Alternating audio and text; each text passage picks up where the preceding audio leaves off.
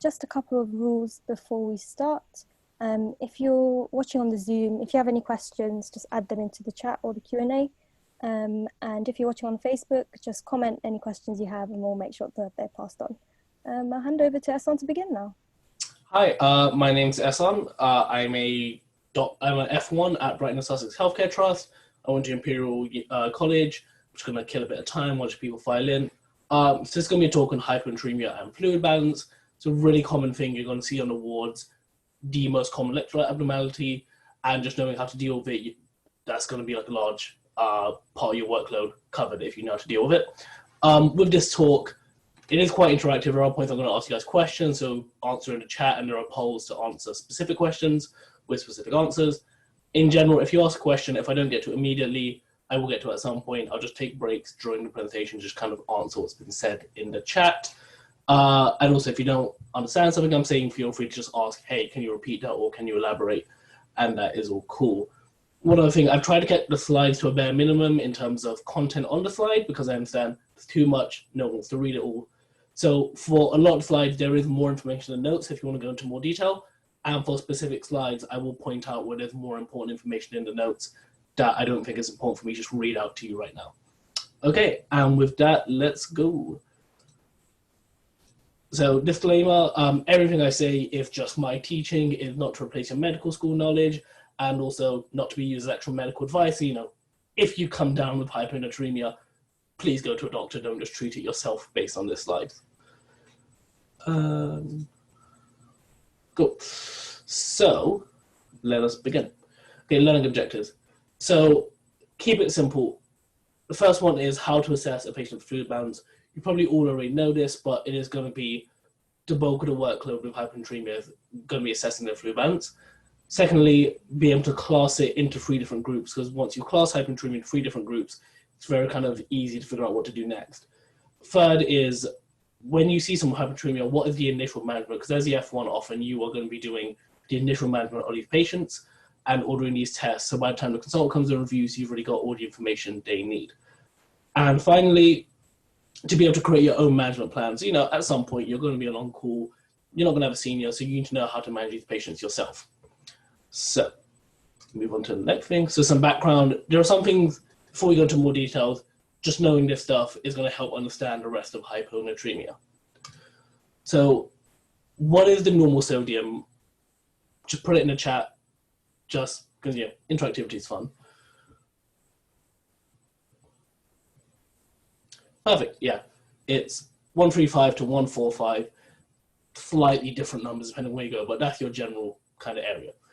One thing that important to understand is hyponatremia generally is a water problem. It's not about the sodium itself. It's about how we're handling water balance and how that affects the sodium. Because all the sodium numbers we're dealing with are sodium as a concentration. So even if you have the same amount of salt, if your fluid overloaded, your sodium's going down because there's less sodium as a concentration in your fluid overload itself. So hyponatremia symptoms, the main thing to just think of is it's a neuropresentation in terms of how they present. So you're getting stuff like confusion, drowsiness, reduced GCS. That's kind of often what you'll see with these patients. You can also get like headaches, muscle cramps, nausea, vomiting. It's less important. And really important is if you don't treat it and it's low enough, eventually they can get seizures, go into a coma and die. So, you know, we should probably prevent that. That kind of sounds like our job. So 2 terms which are very similar and sound the same, but mean slightly different things, is osmolarity and osmolality. So the first one, osmolarity, is a calculation. So it looks at all of the solutes in our blood. So the bulk of our solutes are charged ions, urea, and glucose. Also, given that blood is normally net neutral in terms of charge, the positive and the negative ions should equal each other. So that's why if you have sodium, potassium, which is the bulk of your positive ions, just times them by 2, that's your charged ions, urea, and glucose. Osmolality is a lab measurement. So they'll take that blood sample, spin it on a machine, and calculate all the actual solutes bit by bit. So in general, you expect this to be the same because these are the bulk of the solutes in a normal person's blood. If there's a difference, this is called an osmolar gap. So that means there are some solutes, which aren't these, in a significant enough quantity to change your osmolality. So I'm not going to go into too much detail on this now, but it's really useful in toxins and poisonings. So things that can increase your osmolar gap are things like mannitol, methanol, ethyl glycol, causes of osmolar gap, including, so I'm just listing off different toxins. And in the notes, I've got a list of things that will increase your osmolar gap. But yeah, it's not too important now. Causes of osmolar gap, how different in the MCQs. Normally in an MCQ, you will see something in the history to point to it. So, maybe they've come in with alcohol poisoning, maybe they've been on a bunch of antiepileptics or diazepam. There'll be something to point to what the cause is. But also realistically, as a doctor, when you see that, you will phone micro and you'll ask trying to get a tox screen, and they'll be able to figure it out for you because no point trying to guess this alone. So 2 important hormones is antidiuretic hormones and aldosterone. So both of these, you could do a whole lecture on them themselves, but I'm going to keep it very simple here. For ADH, the 2 main causes for secretion are change in osmolality and also baroreceptors in the aortic arch. So if your blood pressure goes low or your blood seems to be have too high of an osmolality, your brain's response is, cool, let me secrete some ADH. You have the effect on the V1 receptors that causes vasoconstriction, that brings your blood pressure back up. And it acts on the V2 receptors, most relevant here, because it'll make you hold on to more water. So antidiuretic, less diuresis, you're peeing less. Both of these are going to bring your blood pressure up and bring your serum osmolality down. Then aldosterone. Renin-angiotensin system is a whole complex mishmash of things. In very simple terms, your kidney notices low sodium, low blood pressure. Also, the sympathetic nervous system can induce it as well. Releases renin, that goes everywhere. Ang1, Ang2, aldosterone, and eventually affects the kidneys, and you retain more salt and you retain more water. So it's a pretty smart system. You got low salt, you got low blood pressure, you're going to retain more salt, you're going to retain more water to bring that back up. So up until now, everything clear? Any questions? We all on the same page? Okay, so classifying hyponatraemias. Classify or die is pretty much all of medicine. Everything has like 30 causes for it. And for your own learning, there is a whole surgical sieve, but often specific conditions kind of have their own more useful ways to classify them. So I'm going to go through the most common one used for hyponatraemia. So first, I'm going to give you a question. I'm going to launch the poll. And yeah, have a go at answering it.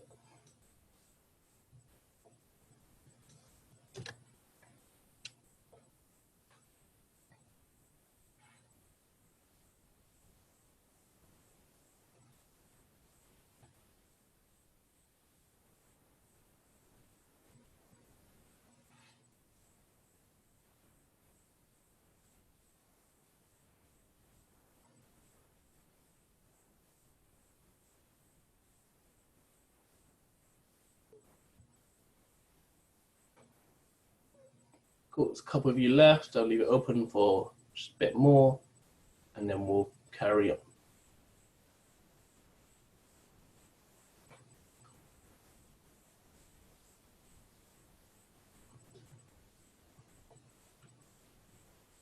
And that is a minute, so we'll close off here. So you should all have the results on your screen. So most of you got this right. The answer is to clinically assess him. So 2 things. 1, generally in medicine, the first thing you should always do is clinically assess the patient. There are situations where you don't need to, but often it is clinically assess them first. Secondly, so we always, urinary sodium, serum osmolality, urine osmolality, these will be the first investigations that you order, but you'll always do this after clinically assessing the patient first. And stop showing results. And close that away. My screen frozen, give me 1 sec.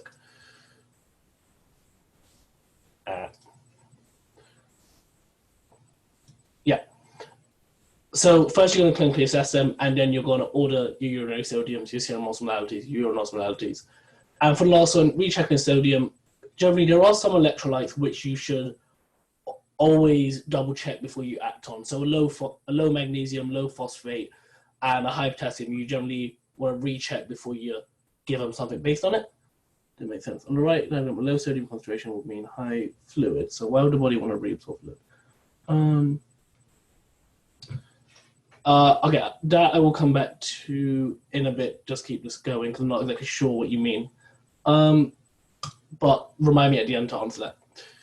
So, assessing volume status. So, you see a patient. So start with hypovolemia. What are the signs of hypovolemia in a patient?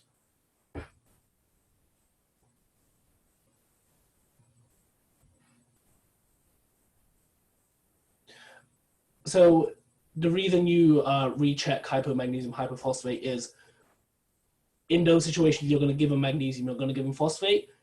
If they have a normal magnesium and normal phosphate, and you just go and whack in a fusion of magnesium and phosphate, you could give them a hypermagnesemia or hyperphosphatemia, which has some bunch of complications associated with it. So you don't want to push them into a hyper. Generally, if you expect, if an electrolyte abnormality is unexpected, you kind of want to double check it, but that's the reason why. And going back to the answers, yeah, so you guys have pretty much got all the answers here. So feeling the hands, in medicine, touching someone's hand, you get so much information out of them, it is invaluable. So in this case, you're gonna feel for warmth. If they're cold, it could be a sign of hypovolemia. Personally, I would say it is worth asking the patient, are your hands kind of cold normally? Because there's no point being led administratory, because some people just have naturally cold hands. I would also say have a feel of their arms as well, because while some people have naturally cold hands, most people have warm forearms. So yeah, you'll have a feel for that. What you will also get is a cap refill time. So you squeeze on the finger, make sure you look at like what their fingernail looks like beforehand. Some people kind of more red naturally, some people a bit more yellow. Have a look at it, hold it down for a good like 5 seconds. Like CRT shouldn't be like, oh, you press it. You hold it down for 5 seconds, let it go, and then count how long it takes to go back to whatever their baseline color was. Also, reduce skin turnover. So that means you pinch the skin for a second or two and let it go. In a younger, more hydrated patient, it will just spring back straight away. In a dehydrated patient, it will take longer to spring back. But one thing that makes it more complicated is a lot of patients on the wards are old, in which case they are going to have reduced skin turnover naturally. So that one's a bit harder to assess in the elderly. Sunken eyes is something you get with dehydration, and often it's quite severe dehydration that your eyes start sinking. And finally, in my opinion, the most useful test is have a look at their tongue. The amount of times with like elderly patients who are just naturally kind of cold and the skin tone is kind of reduced, I'm still not sure. Look at their tongue, it's dry, it's cracked. That is probably the most useful one for clinical assessment, in my opinion. Also, observations, like you guys got tachycardia. So when it starts affecting your OBS, you're getting to like kind of quite severe dehydration, because normally goes like clinical signs, then OBS, and then their GCS gets affected. So you get a tachycardia, and also you get, what's importantly, a relative hypotension. So normally we say 90, that's a hypotensive patient. But if your patient's baseline is around 140, let's say they're hypertensive naturally, 120 is a relative hypotension for them. So knowing your patient's baseline when you're looking at a news chart of, oh, they're normally at 140, hey, they've dropped down to 120, that is often a sign of hypovolemia. Could be other things, but just, yeah, everything in medicine is always comparing it to the patient's baseline. You also, when checking their user needs, so often with patients who are in the ward for a long time, we'll be getting regular bloods on them. If you notice their user needs go off, probably the most common cause I've seen working on the ward is just they're dehydrated, and that's why their user needs are going off. A useful thing that I got taught once was urea being a really quite a sensitive marker of it. So generally your urea is around like 2 to 7, and your creatinine's around up to like 80 or 100, depending on which gender and which reference range you use. But if your urea times 10, if at the level of your creatinine or even higher, that's often quite sensitive for either dehydration or bleeding. Yeah, hypotension is a sign of hypovolemia. So if your using are going off, that's also another sign of it. And finally, if they're really drowsy, they're getting more confused, that's the point where you're kind of getting into hypovolemic shock rather than just simple dehydration. So now for hypervolemia, in the chat again, what are the signs?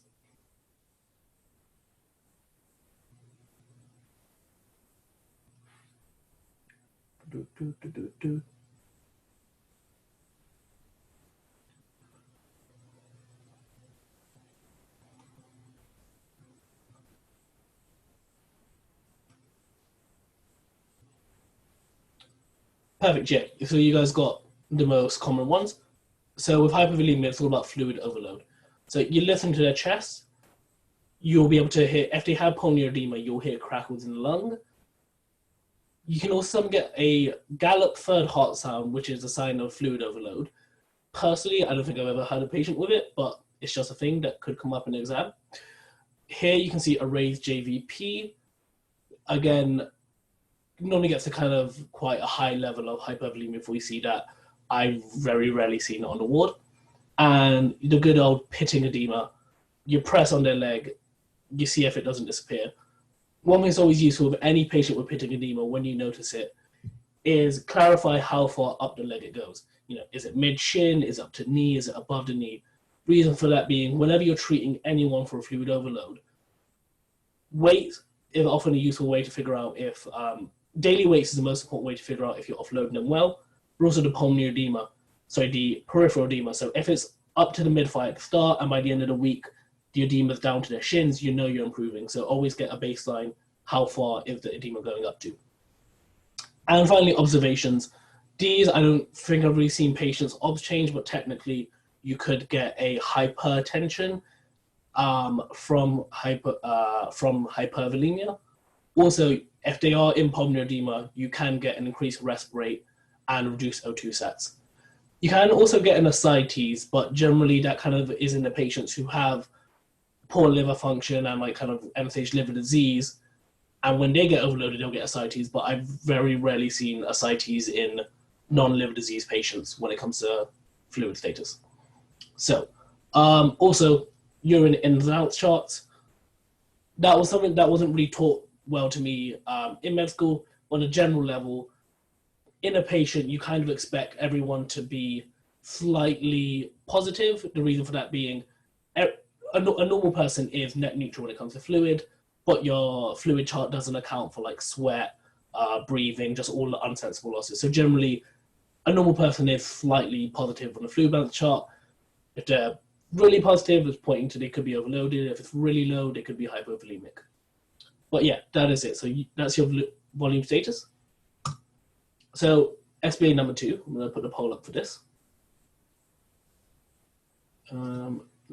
Next poll.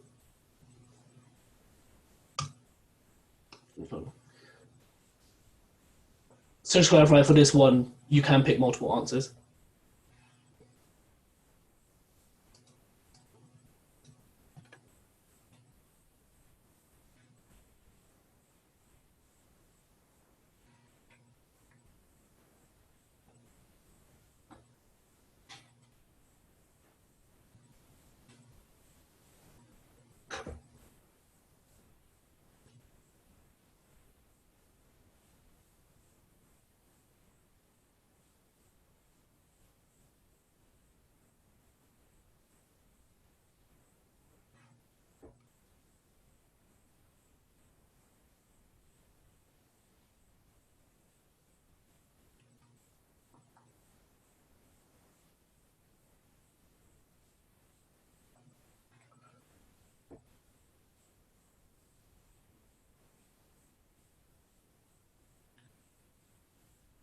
Also, I'll give it just a little bit more time.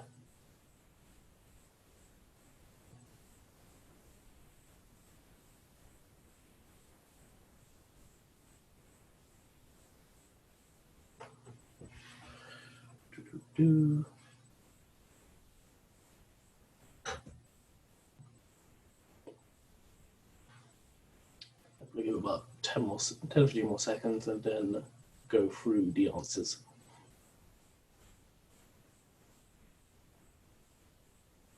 Okay, and yeah, that's probably it. So, and polling, share results. Okay, so you can see the results on the screen. And yeah, you guys are right. The most popular ones were the correct ones. So diuretics, SIDH, heart failure can all cause hyponatremia. So the point of this slide was just highlight it can be really multifactorial, and often patients will have a lot of things in their history which could be causing it, but until you actually go clinically assess them and you go investigate them, you can't tell off the bat which one it's obviously going to be. In regards to the wrong ones, the neck of femur fractures, you will often see patients who are on the surgical ward for a neck of femur with a hyponatremia, but the heart failure called hyponatremia, we will get into that in a bit because that's one of the slides. Neck of femur fractures, if you're in for it, often patients can get a hyponatremia, but that's just because they're dehydrated on the ward or post-surgery, not because of the neck of femur itself. And osteoarthritis, as far as I'm aware, has no links with hyponatremia. Okay, so classifying hyponatremias. Let me just get rid of the results. Stop share. Cool. So, okay, classifying hyponatremia. You've done your fluid assessment and you have decided the patient is hypovolemic, euvolaemic, or hypervolemic. And now, based on that, you can start looking into, okay, what is the cause of it based on that? So I'll go through each one. There are some more causes, but I'm going to go through the most common ones. And in the notes, you'll see a breakdown of some less common causes. So let's start with hypovolemic. So diarrhea and vomiting, what is happening is with these patients, they're shooting out from both ends. They're losing water, they're losing salt, they're losing every electrolyte, they're losing a lot of stuff. But the thing is, the body's response to losing all this sodium and water is mainly crap. I am so dehydrated, I need to hold on to water. So when your body resorbs water, it doesn't resorb sodium with it to the same level. So you get a situation where you're losing salt and water, but your kidney's response is just hold on to the water because that's what it deems more important. There is a bit more path to it, which I cannot remember, but that's the general gist, is you're just holding on to more water. So you're kind of diluting yourself as well. So you're losing salt and you're diluting yourself. Next one is diuretics. Pretty much every diuretic in some shape or form acts on different receptors on the renal tubules that reduce sodium resorption, so you're just losing it through the kidneys. Another one is aldosterone deficiency. So as we said earlier, your kidneys either from noticing a low sodium or noticing a low blood pressure or sympathetic nervous system activation, release aldosterone, and aldosterone's main effects in the kidneys are hold on to salt, hold on to water, and just get rid of it and secrete potassium. So in these patients, where they're aldosterone deficient, they're not holding on to salt and water. So they're becoming hypovolemic and they're also losing salt through their kidneys. Does dilutional hyponatremia? Okay, so when I say dilutional here, it's kind of a misnomer on my part. It's not dilutional the same way hypovolemic is, but it's a mixture of, with diarrhea and vomiting, you're losing salt, which is bringing down your sodium. But also when you're resorbing stuff, you're just resorbing water. So you're just losing salt, but the water is being replaced. So dilutional is actually the wrong word on my part. Does that make sense?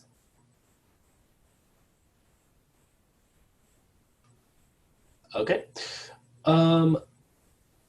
So then we move on to euvolaemic. So, okay, I'll repeat it one more time. So in diarrhea and vomiting, you're losing salt and you're losing water along with other stuff when you're blasting it from both ends. But your body's response is to just resorb more water, but you're not resorbing more sodium as well. So you're losing salt and water, but you're just holding on to water. So therefore the net loss is just sodium. Does that make sense? Okay, so euvolaemic. So SIDH is the most common cause in this category, but I'll go through the other ones first. So hypothyroidism. In very simple terms, your heart, like bradycardia and hypotension, are both symptoms of hypothyroidism. So you're getting slower, your heart is pumping slowly and it's pumping at lower volumes out. You have less pulse pressure as a result. And then your body is going to release more ADH because it's like, crap, we're going kind of slow. We got kind of low blood pressure. Let's get some more volume in here. And with ADH, you're holding on to more water, and that's bringing your sodium concentration down. Because remember, with sodium, sometimes it's not sodium being lost, it's just you're holding on to more water. So that brings the concentration down. So glucocorticoid deficiency, cortisol is needed for water clearance. So if you have a glucocorticoid deficiency, you've got less cortisol, so you're retaining more water. And again, that brings sodium concentration down because your water amount is going up. And finally, SIADH. So with SIADH, corticoid. So cortisol, along with a bunch of other hormones, affects water clearance. So generally, cortisol makes you clear out more water from your body. If you have less cortisol, you're clearing out less water. Therefore, you're holding on to more water. And since your sodium amount is the same, but you're holding on to more water, that brings the sodium concentration down. Does that make sense? Yeah. And yeah, so SIADH, your body's response for some reason is, let me produce a crap ton of antidiuretic hormones, so you're not peeing stuff out. So you're holding on to all of this more water, that's bringing your sodium concentration down. So then the question becomes, okay, how are you still euvolemic? If you're holding on to all of this water, you're not peeing, why aren't you becoming hypervolemic? So the reason for that is, as you're holding on to more and more water, you're kind of becoming a bit more overloaded. Your body's response is for the atria to release ANP, and that makes you pee out some more water and pee out sodium with it. So you're losing water to stop yourself becoming hypervolemic, but you're also peeing out some more sodium as well. And the final one, hypervolemic. So this can be understood in a very simple way of, these are all just kind of delusional hyponatraemias. Heart failure, renal failure, and cirrhosis all make you just fluid overloaded and holding on to more fluid. So therefore, even though the sodium itself isn't necessarily changing, the concentration is coming down because you've got the same amount of salt, but in more water. And to go a bit more in detail on each one, because PAF is kind of fun. So with heart failure, you got a weaker pump, so that's causing low blood pressure. So your body's response to low blood pressure is, okay, let's release some ADH, let's hold on some more water.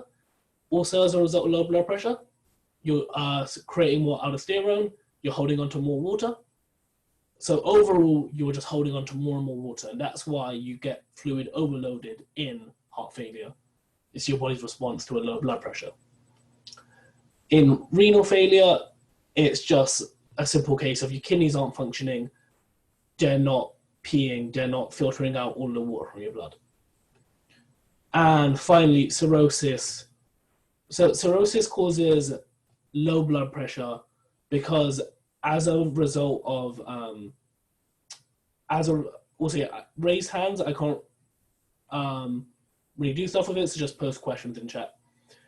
So cirrhosis, as a result of cirrhosis, your liver isn't clearing out nitric oxide, which is which it normally does. Nitric oxide is a vasodilator. So because you're vasodilating, your body kind of thinks it's dropping its blood pressure. So as a result, it tries to retain more water. So there's been a lot of stuff said here. This is a large part of hyponatremias. Any questions at this point before we move on?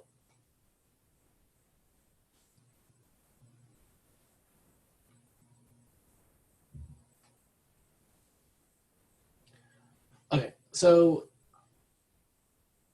Okay, so I'm going to go these one last time, and if it still doesn't make sense, I can continue more at the end. So hypothyroidism, your heart's pumping slower, you've got less pulse pressure, and because you've got less pulse pressure, your body's response is, okay, we need more fluid to bring the pulse pressure back up, so you release more ADH. With glucocorticoid, cortisol clears water.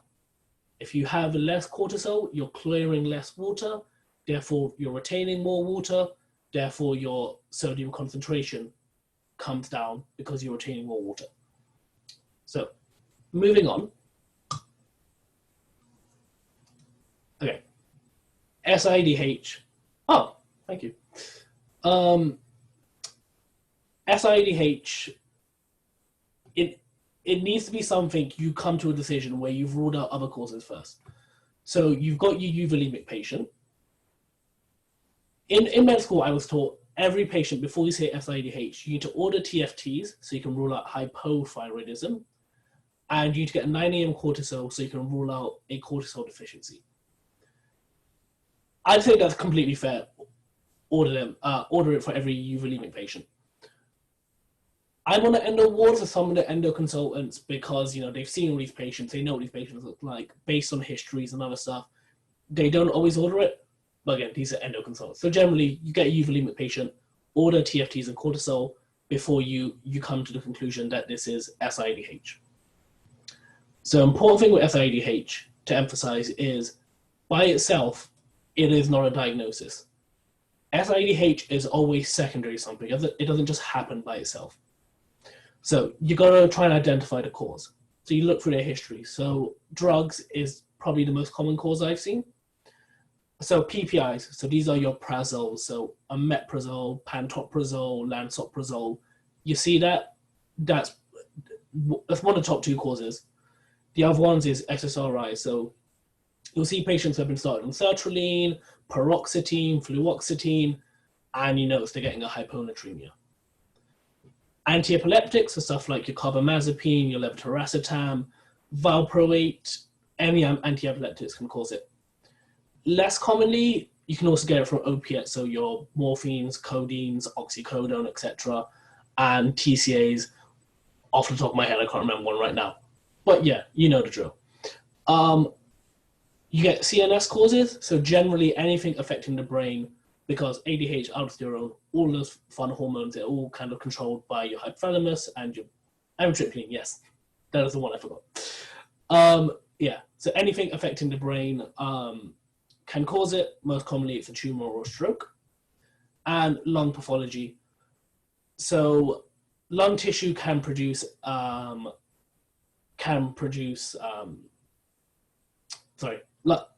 disorders with lung tissue can cause SIDH. The common one you always hear about is your pancreas tumor causing SIDH. It could be small cell, actually. I could be getting this wrong. I can't. It might be small cell, actually. But yeah. But generally, lung tumors can cause them. Also, pneumonias can cause them as well. I've seen patients on the ward who just have a rip-roaring pneumonia, and they also got SIDH as a result. So remember, SIDH, you always got to have a cause for it. It doesn't just happen by itself. Okay, and moving on. Yeah, click.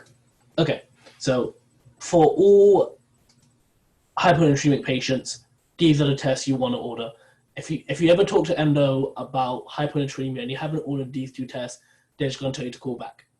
So you get paired serum and urine osmolarities and urinary sodium. All these patients need to be treated like pneumonia, but cool. So with the hyponatremia, it doesn't always need to be treated, and I'll go into a bit more detail on the treatment side of when you do need to treat it. So, paired serum urine osmolarities and urinary sodium. With hyponatremia, it's these three investigations combined with your clinical exam, which will kind of get you the bulk of the way, but neither one by itself will be enough. So urinary sodium is not going to be enough, serum osmolality is not going to be enough, clinical exam is not going to be enough. Hyponatremia is a diagnosis where you're bringing it all together. But results from each of these tests push you in certain ways, and you combine the results together. So we'll go through each one in a bit more detail. But before we do that, another SBA. So I will put this poll up. Okay. I'm going to launch this poll.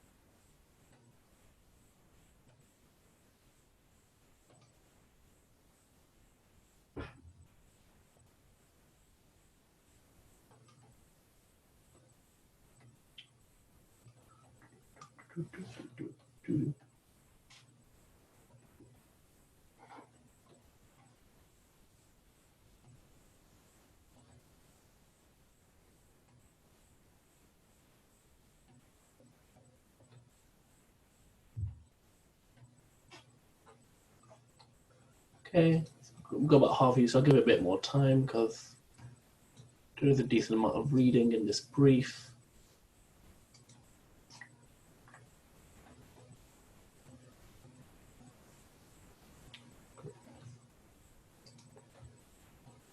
And you guys can only see my slides, right? They're still on the screen, they haven't disappeared.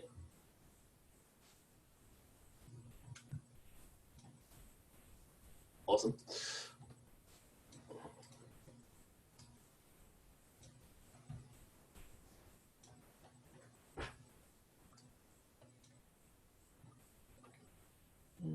I'll give it about 10 or 15 more seconds and then we'll go into it.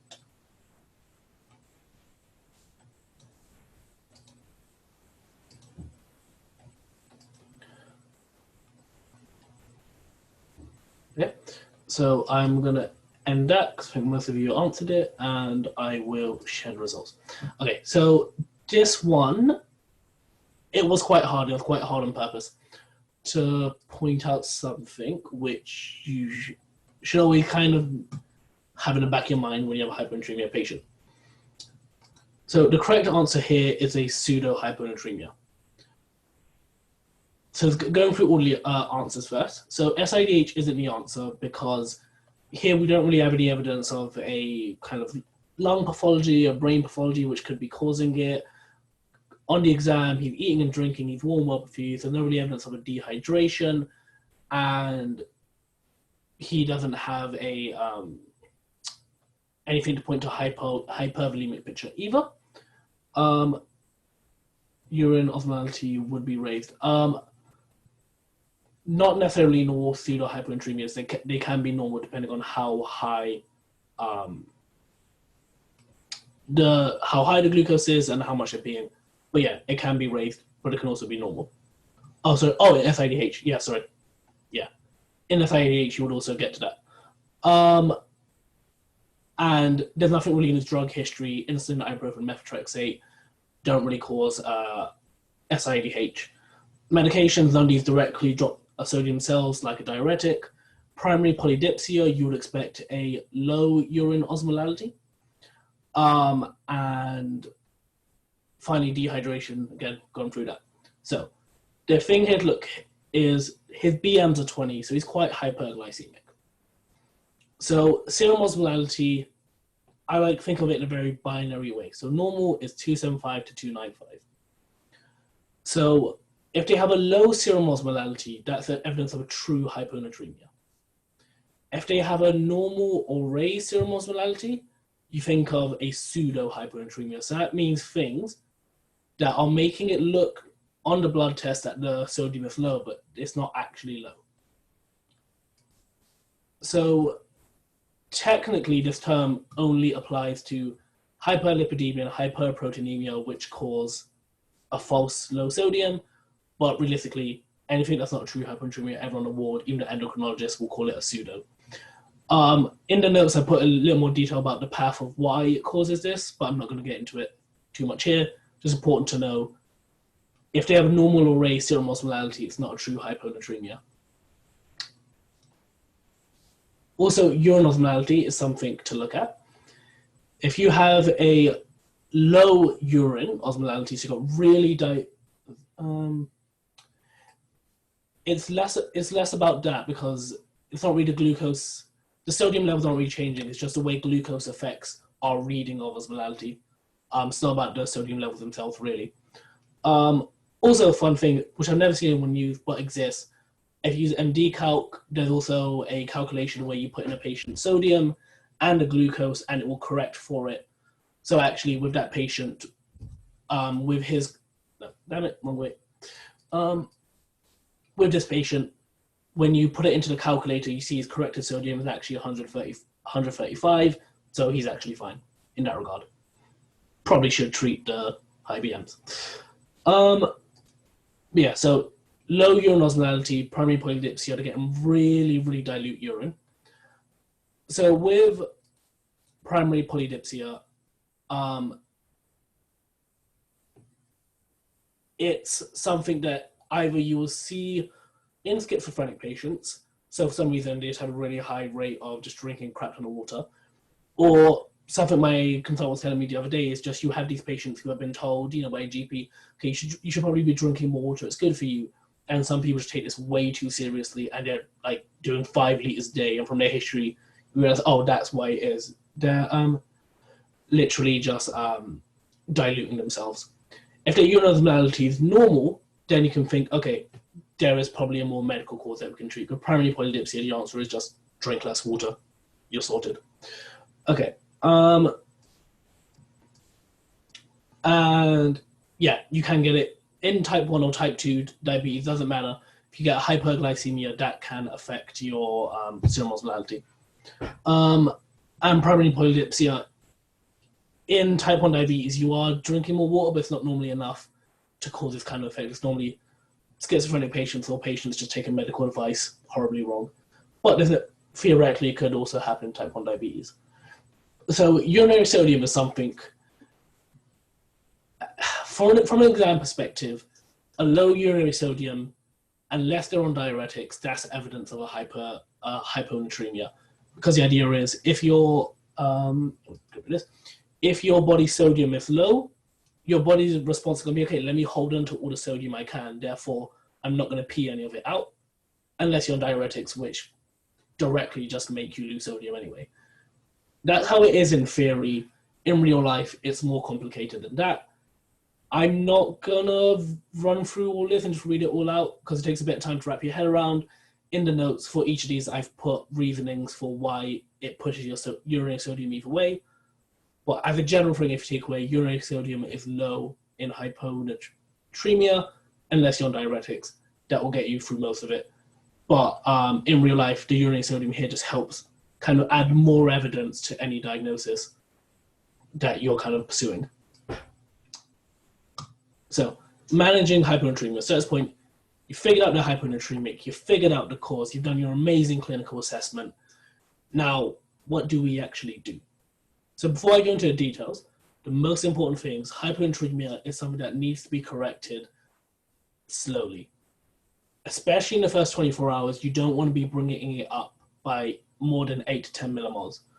Otherwise, you get osmotic demyelination, which is just a fancy way for saying it really just screws up a bunch of your nerves, and you lose your myelin on them. Less commonly, you can get cerebral edema, but that's more of a hyponatremia correction issue.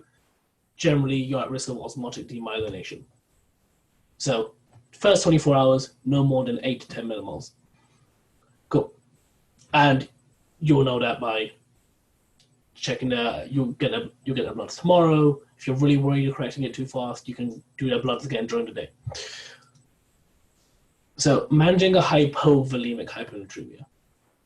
So with hyponatremia, it's broken down into 2 parts. the first part is, how do you directly cause the body to correct its sodium?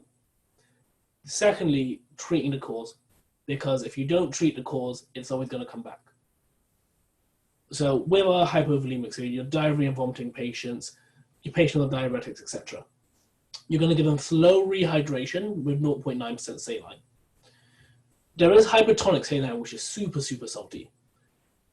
You only really use this if the sodium is less than 125, so that's classed as a severe hyponatremia, and they're symptomatic. So these are patients with sodiums like 120, starting to get confused on the ward, their personality just seems off to you, cognition is affected. That's really the only time you're whipping this out.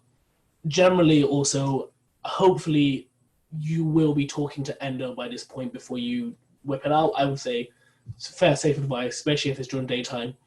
Always run it by endo. Hey, do I need to use hypertonic here?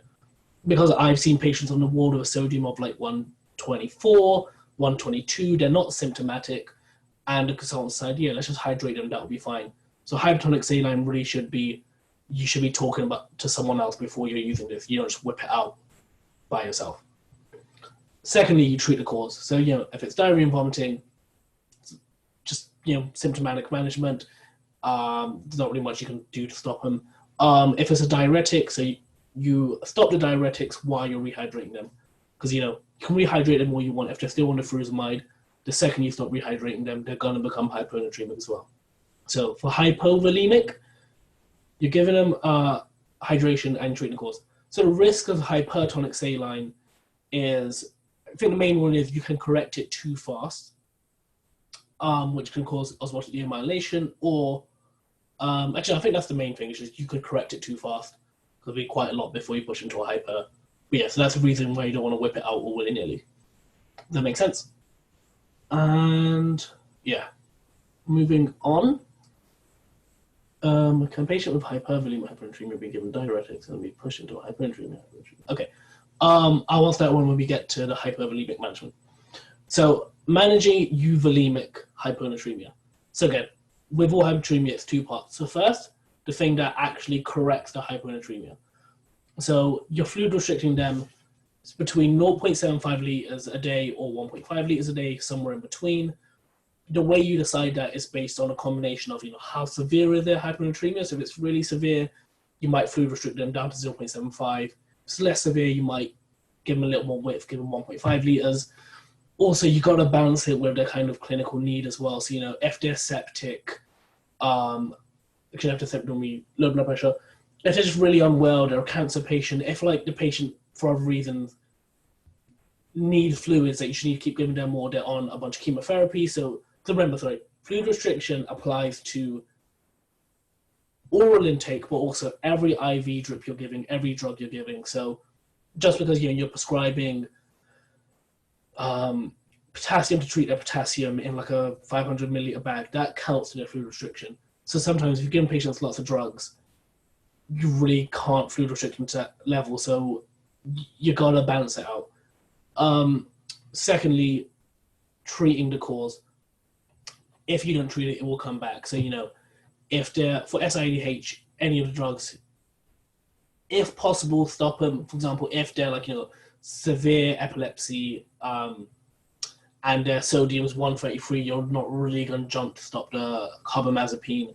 But, if they're otherwise well and they've got sodium like 130 and they're on a PPI, you can probably stop that safely. So it's always a balance of, this drug is pushing their sodium down. How important is it that they're on it? Because often with these drugs, you can stop them for a bit, wait for their sodium to correct itself, and then put them back on drug and they'll be okay. So these aren't permanent, we're taking you off this forever. Also, yeah, so important thing, you asked about the pneumonia patients. If a patient's got a rip-roaring pneumonia, they've got a sodium 133, as long as it's holding and it's not dropping too much, you don't necessarily have to treat it. Because also in someone with infection, you want to keep them well hydrated. Yeah, so I'll get onto that one as well. So also, you can use, in euvolemic hyponatremias, especially for SIADH, so specifically for SIADH, you can use doxycycline and tolvaptan. So in medical, they'll talk to me doxycycline first because it's cheaper, and then tolvaptan you save because it's more expensive. we just had a talk on this the other day. Actually, the evidence base shows domesticillin takes so long to bring sodium back up. The extended hospital stays from this, it's just not worth using. Just go to tolvaptan. Even though it's slightly more expensive, it will correct the sodium much more quickly, so you're going to reduce their bed stay in hospital more. And generally, all the endo consultants who were at that meeting all said, in personal experience, domesticillin just took way too long or just didn't work whatsoever. Just they were all using tolvaptan. So yeah, domesticillin tolvaptan you can use when sodium's below 125. Generally, if a sodium is above 125, you just fluid restrict and treat the cause. If it's something like a pneumonia, you treat the pneumonia, the sodium will come back up anyway. Domesticillin and tolvaptan, you kind of hold till it's 125 or below. Okay, managing hypovolemic, exact same. Fluid restrict, treat the cause. That is it. Very simple. Last question about the hypovolemics. Hypovolemic hyponatraemia, begin directly, pushing to hyponatraemia. Theoretically, you could push someone into a hypovolemic hyponatraemia, but hopefully if you're given diuretics, you're doing daily weights and you're assessing the patient daily, so you should realize when you're getting to that point. But theoretically, it could happen. You could push a patient to hypovolemia, but then you got more of an issue of you should have been monitoring their fluid status more carefully if you're offloading them. And often with these patients, they are super overloaded, so it's taking like a good week of offloading, and it's a very slow change, so you'll realize way before that they're offloaded, you can stop. It's very hard to accidentally do it. Okay, so now that's most of the learning done. I got some SBAs to consolidate your knowledge, some of which I got from a really useful website, which I've linked in the question notes, just give some more information as well. And at the end of this, I got some more recap slides. So yeah, let's start question time. SBA for launch.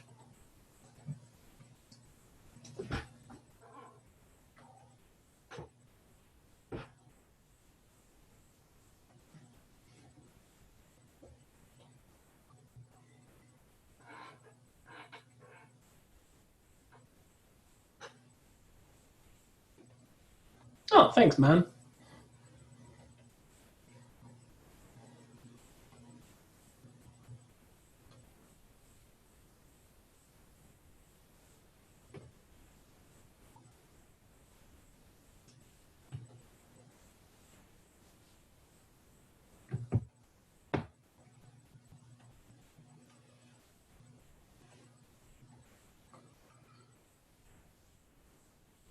So yeah, so me a couple of people, so I'll leave it open for like a minute more.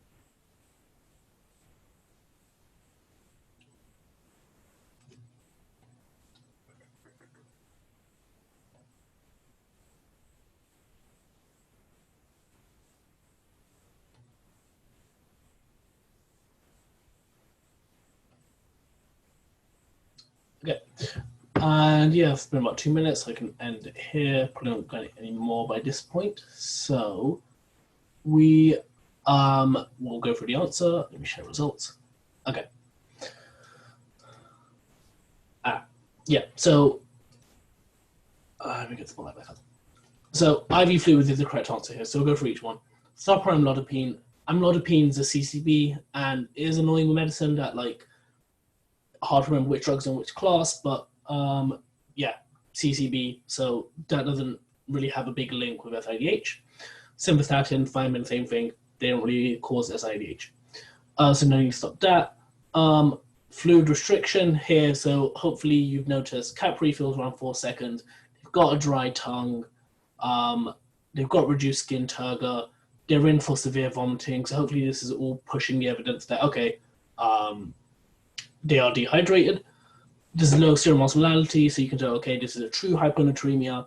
Urinary osmolality, if normal, so rules out primary polydipsia.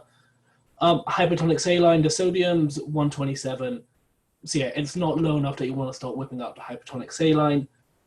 And also generally, even if it was below 120, let's say it was 124, what I would advise, you start IV fluids, normal saline, and in the meantime, you call endo or call a senior, get them to approve your plan before you start whipping it out. So yes, that's why you wouldn't do hypertonic saline yet. And finally, pseudo hyponatremia. Yeah, the low serum osmolality rules that out, and also there's nothing really in the history to kind of suggest you right now really hypoglycemic. But yeah, that should be every answer. So I'll stop sharing results and go to the next question. And before that, just yet, a point some of the comments made. Small cell lung cancer is the most common to cause SIADH. I was wrong. It was not the apical one, Pancoast. So, SBA number 5. Launch polling.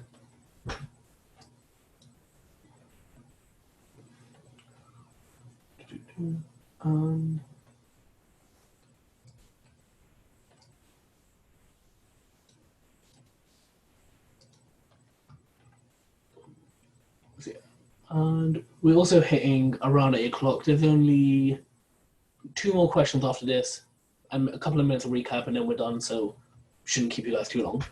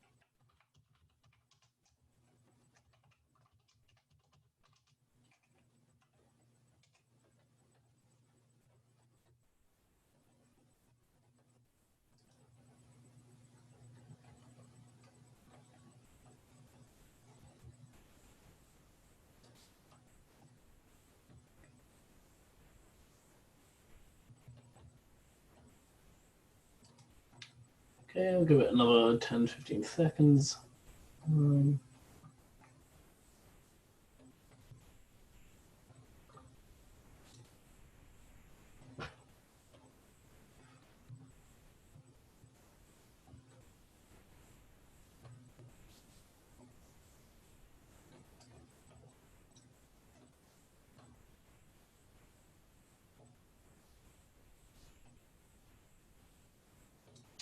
Okay, so end polling, share results.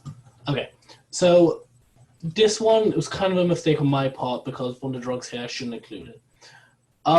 So the reason I'm saying SIADH is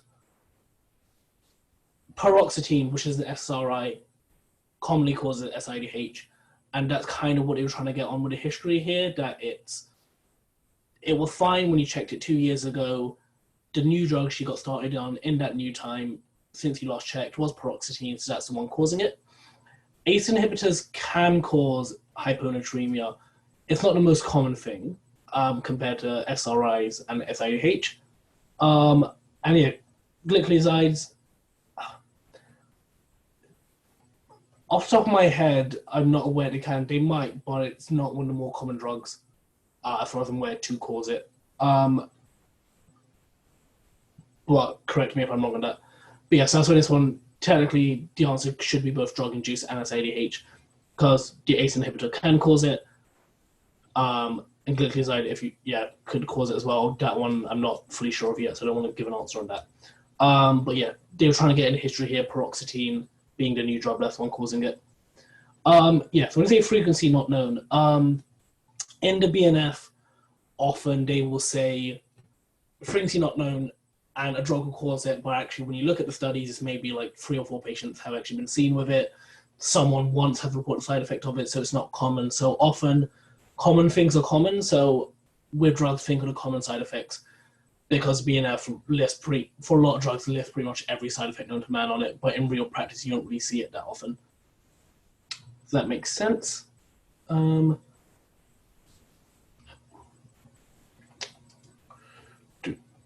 Let's go to the, let me just get that. Cool. Anything else? Go through dehydration. Yeah, no evidence she's dehydrated on exam, and heart failure. Yeah, it's not really in a history. And there's no really evidence of the fluid overload. This session should be done hopefully within the next 10 minutes, hopefully. Watch polling. It's got 2 more questions and some recap slides.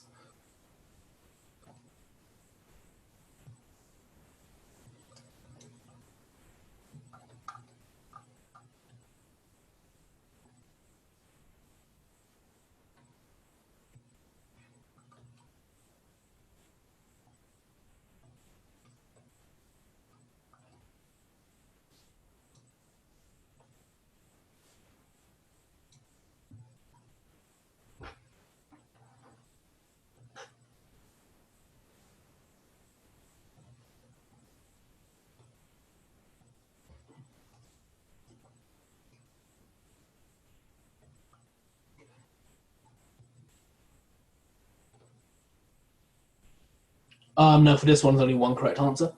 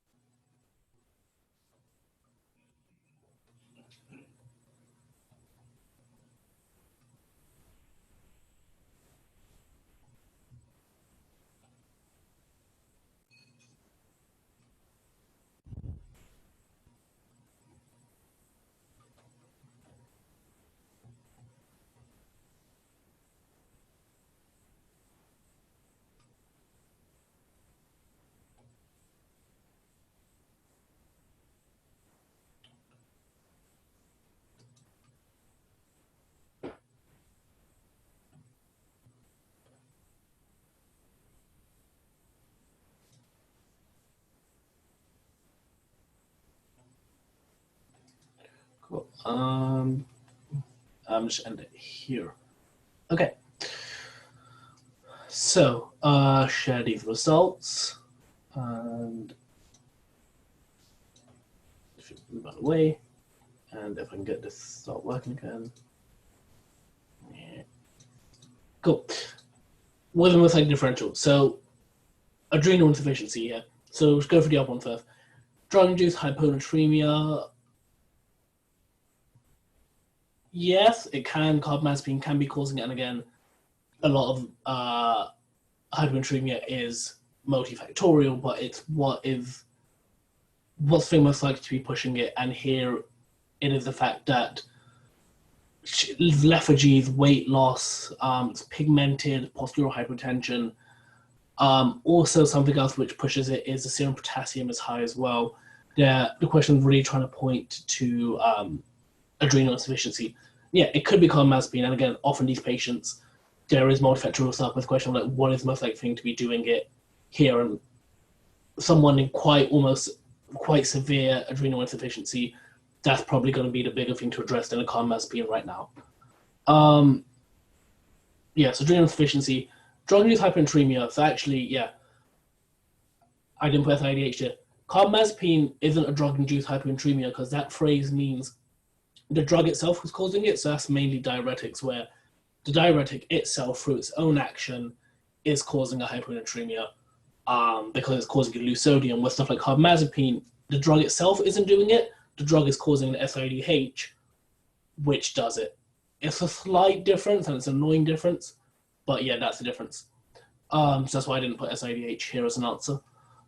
Hypothyroidism, you can't normally going to expect to be putting on weight, but the lethargy, I can see why you went there. The malignancy, I can see why a lot of people went for that one. There's a lot of weight loss, lethargy, but yes, the postural hypertension, pigmentation pointing to adrenal insufficiency, and renal failure. Again, it's just, these could all be realistic answers, but it's what is most likely, and here it's the adrenal insufficiency. So, number 7. So last question, and then got some recap slides.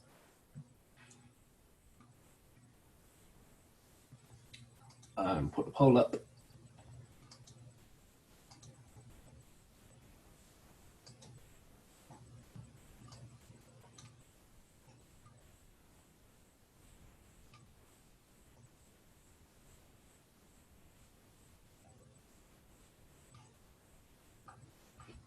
So just while here, I'm just realizing there were some questions I didn't respond to. CRT equals 2 means capillary refill time. So yeah, how long does it take for your fingernail to come back to normal color? Urine osmolality increasing SIDH, not necessarily.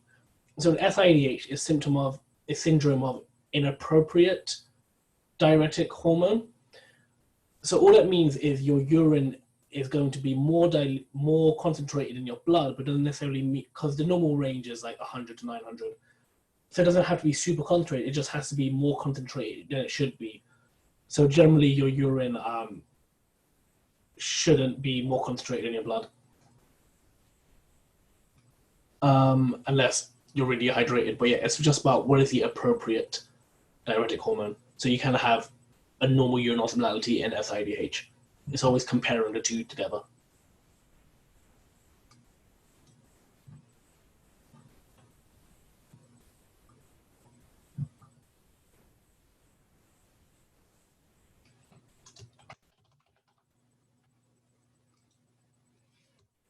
Yes, thank you. I'm glad someone picked up on that. Names. Salt lecture. Why not chuck in some spices?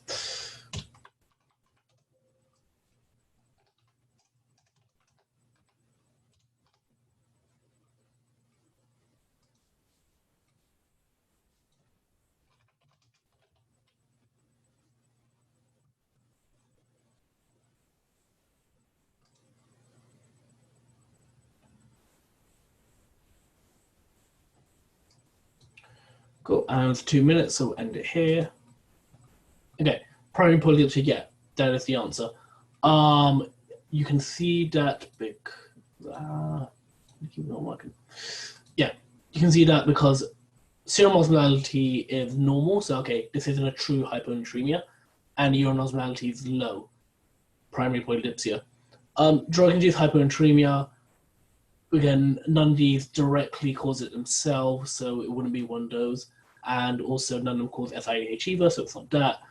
Hypothyroidism, again, just from the history, you're not really seeing the kind of symptoms you're expecting: the bradycardia, the low mood, the weight gain, the feeling cold. You're not really getting that in the history. Malignancy, I can see why you'd think it because he's a smoker, but again, in the history, nothing to point to it. And also, blood results wouldn't fit any of these. And finally, renal failure, again, not really in the history. And the main thing is serum osmolality and urine osmolality should point to primary polydipsia. Please lecture on the other lecture. Oh, okay. You know, maybe I will. If I get good feedback, I'll do more. So, finally, initial assessment.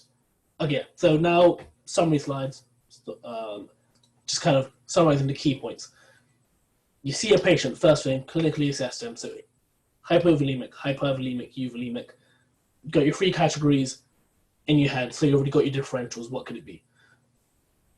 And also, obviously, ABCD them. So, you know, if their blood pressure is like 80, regardless of whatever the hell else is happening, treat that septic patient in shock before you worry about the sodium. Just always, as long as the patient's stable, then you move on to, okay, let's actually treat the sodium. Urinary sodium's paired urine serum osmolarities. So main thing for serum is it a true hyponatraemia? Main thing urinary, is it primary polydipsia? If it's not a pseudo and it's not primary polydipsia, then you start looking into the other causes. Urinary sodium, again, there's that whole slide to refer to, and I'll be honest, with hyponatremia, you can just search imperial and hyponatremia. There's this doctor who created this useful PDF, and I whip it out on the wall from time to time to be like, oh wait, okay, cool, urine sodium, this, okay, this helps point to that. Don't bother memorizing all of it by yourself at this point regarding urinary sodium. Finally, you got your plan.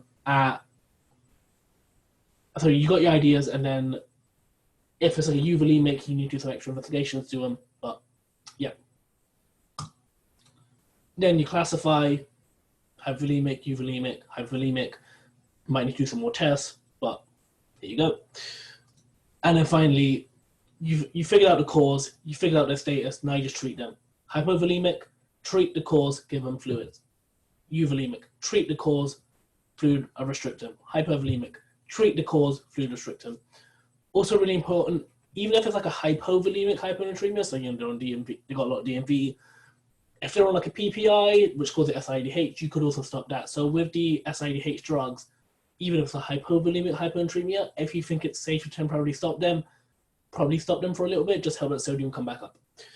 And in terms of from the hospital perspective, when can you discharge them? So very rarely will someone come in for a hyponatremia, but they might have a hyponatremia, and when's the safe discharge? So as a med student, I always thought, shit, okay, everything has to be 135 to 145. If not, it's a giant crisis. Now, at least in Brighton, the cutoff is 125. So as long as the hyponatremia is 125 or above, you can discharge a patient. But with that, you should always have in mind, if the sodium was below 125, is it coming up to 125? It's increasing, it's normalizing. Okay, you can send them home. If their sodium on the ward is dropping and it's 125 on day of discharge, probably don't discharge them. So you want to be seeing 125 above, you want to be seeing a positive trend, and most importantly, you want to have a follow-up plan. So you want to have in the discharge summary, GP to do bloods in 2 weeks to check. You want to have treated the cause, you want to remove the cause if possible. That is how you decide how to discharge someone with a low sodium. And finally, that is it. I've talked a lot, ran a bit overboard. Sorry about that. If you guys have any questions, chuck them in chat. I'm happy to answer them to the best of my ability. And I hope you guys enjoyed it. And if you did, give good feedback and I'll give another one. If not, give honest, constructive feedback. And I won't. So yeah, tell me how you guys found this.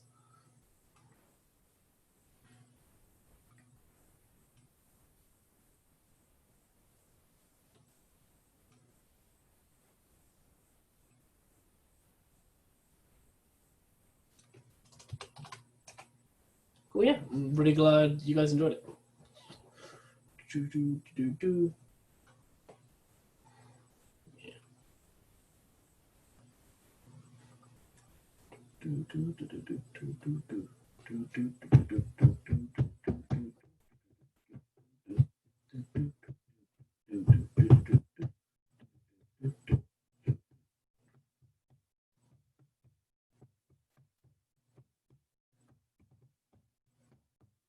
Okay. I think at this point there's no one asked any questions, so we should be okay.